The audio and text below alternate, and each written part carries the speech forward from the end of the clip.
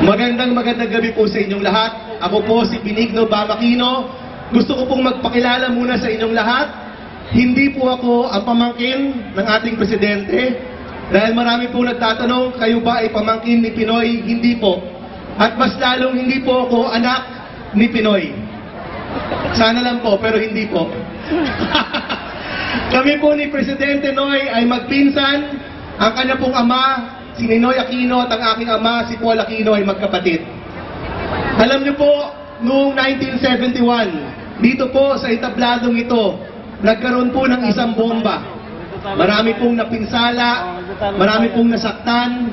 Pagkatapos po ng ilang buwan, nadeklara na po ang martial law, mas marami pang napinsala, maraming nakulong, marami pong namatay, marami pong nilagay sa masamang kalagayan kahit wala pong masamang ginawa sa kanilang buhay. Isa na po dyan ang ama ng ating presidente at ang aking tito, si Ninoy Aquino, na siyang pinatay noong 1983. Noong kanya pong pagkamatay, yun po yung nagmulat sa akin, yun po yung nagbukas sa aking puso sa serbisyo publiko.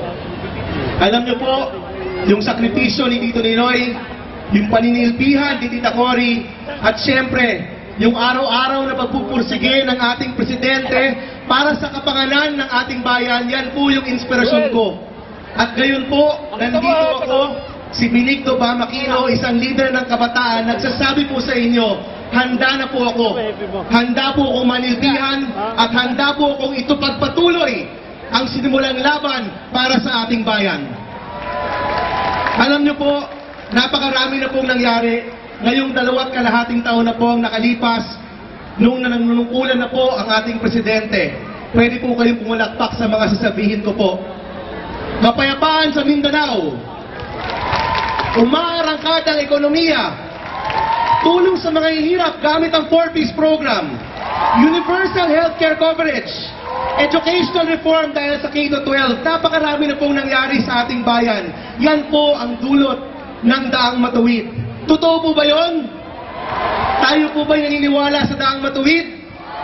Doon po sa likod, naniniwala po ba kayo sa Daang Matuwid? Yan po ang dulot ng good governance. Yan po ang dulot ng panunungkulan ng ating presidente. Yan po ang dulot ng Daang Matuwid. Alam po natin, napakarami ng mabubuting nangyari. Pero marami pa po tayong kailangan gawin. Marami na pong reformang nagawa, pero marami pa po tayong reformang kailangan gawin pa. At ito pong grupong ito, ang Team Pinoy, kasama po ng ating presidente, yan po yung magsasagawa, yan po yung magdadala ng mga reformang kinakailangan ng ating bayan. Marami pong pagkakabataan, alam ko po, nandito sila, yung mga kabataan.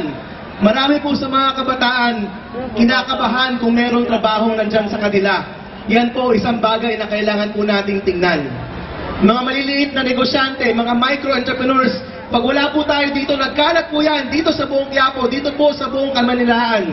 Marami pong mga maliliit na negosyante, naghahanap pa rin ng lunas, naghahanap pa rin ng mga serbisyong makakatulong sa kanilang maliliit na negosyo.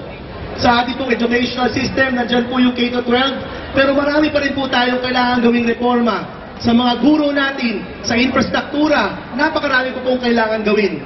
Yung mga kalaban po natin nagsasabi, hindi mangyayari yan. Bumitiw na kayo sa Daang Matuwid. Pero alam ko po, tayong lahat dito, bawat isa sa atin dito, naniniwala na kung walang bibitiw, na kung tayong lahat ay maniniwala at tayong lahat ay magtutulong-tulungan, maaabot po natin ang mga reformang ito. Naniniwala po ba tayo dito? Naniniwala po ba tayo dito? Yan po yung paniniwala po namin dito. Lahat ng membro ng Team Pinoy, kami po yung tutulong sa ating presidente na ang mga reformang kinakailangan ng ating bayan mapagpatuloy, mas mapalakas, at talagang mangyari po yung kinabukasang hinahangad nating lahat.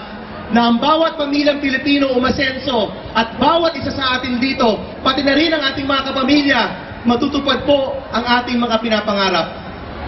Alam nyo po, dito po sa Daang Matuwid, simple na naman po yung pinakapaniniwala ko dito. Simple na naman po yung nasa puso ng Daang Matuwid. At kayo po lahat yan. Kayo po lahat dito, sabi nga po ni Pinoy, kayo ang boss namin. Totoo po ba yun? Kayo ang boss namin. At sinasabi ko po, hindi lang kayo ang boss, kayo rin po ang bida. Dahil sa Daang Matuwid at sa Daang Matuwid lamang, bida ang mamamayan. Maraming salamat po. Pinik na Balmakina po para sa Senado. Thank you very much.